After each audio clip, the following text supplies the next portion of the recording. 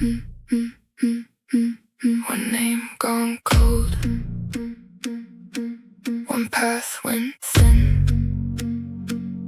Keep your eyes open, we're going in. Cold winter night in Bowling Green, Kentucky, two boys walked away from a children's home and seemingly vanished without a trace.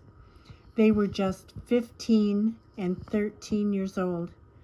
More than a decade later, no one knows for certain where they went, what happened to them, or whether they are still alive. Their names are Clayton McCarter and Rodney Scott. This is the story of one of Kentucky's most puzzling missing children cases. Clayton Lynn McCarter was 15 years old when he disappeared. He was described as approximately 5 feet 11 inches tall, weighing around 160 pounds, with brown hair and blue eyes. Clayton faced developmental and behavioral challenges.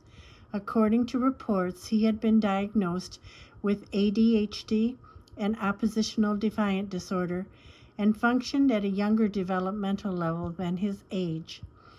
Friends and family described him as artistic and creative.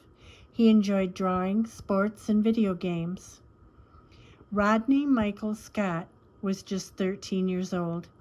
He stood approximately 5 feet 4 inches tall and weighed around 125 pounds. Like Clayton, Rodney was living at Potter's Children's Home in Bowling Green at the time he disappeared. Neither boy had any known history that would suggest they would simply disappear forever, yet that is exactly what happened. The evening of January 15, 2014, seemed ordinary at first. Clayton and Rodney were residents at Potter's Children's Home, a facility that provides care and housing for children and teenagers.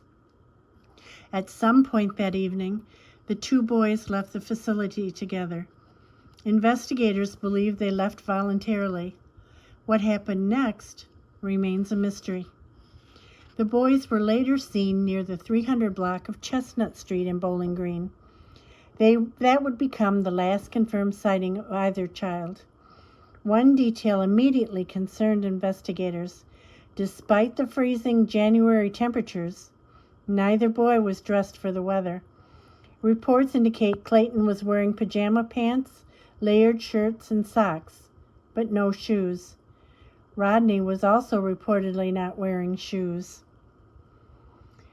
As soon as authorities realized the boys were missing, a search began.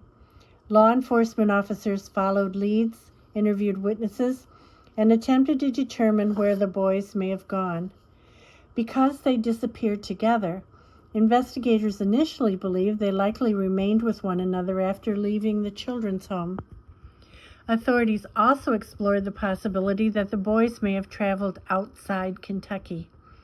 Rodney reportedly had family connections in Tennessee, leading investigators to consider whether the pair might have attempted to travel toward the Knoxville area. But despite extensive efforts, no confirmed sightings emerged. Days became weeks, weeks became months, months became years, and still no answers.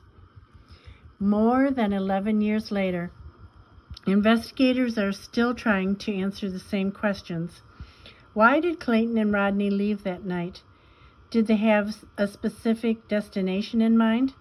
Did someone pick them up? Did they encounter danger after leaving Bowling Green? Or have they somehow managed to remain hidden all these years?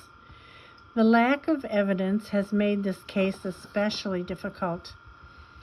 Unlike many missing persons investigations, there have been no publicly confirmed sightings, no verified communications, and no major breakthroughs announced by authorities.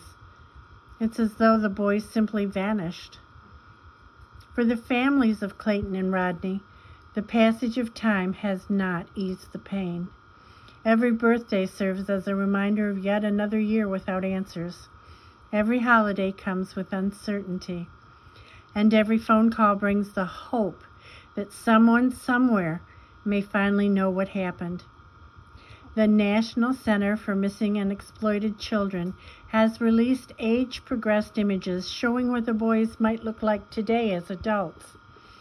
Those images serve as a reminder that if they are alive, they are no longer children. Clayton would now be in his late 20s and Rodney would be in his mid-20s, yet their families are still searching. On January 15, 2014, Clayton McCarter and Rodney Scott walked away from a children's home in Bowling Green, Kentucky. They have never been seen again. More than a decade later, their disappearance remains one of Kentucky's enduring mysteries. Someone may know what happened. Someone may remember seeing two boys walking through Bowling Green on that cold January night with no shoes on and no coats. And someone may hold the key to finally bringing answers to two families who have waited far too long. If you have any information regarding Clayton McCarter or Rodney Scott, contact the Bowling Green Police Department or the National Center for Missing and Exploited Children. The information will be in the description box below. And if you would like to help keep their story alive, please share this video. Awareness can make all the difference. Thank you for watching.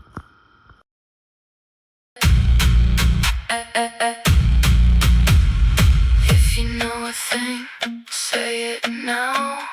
One small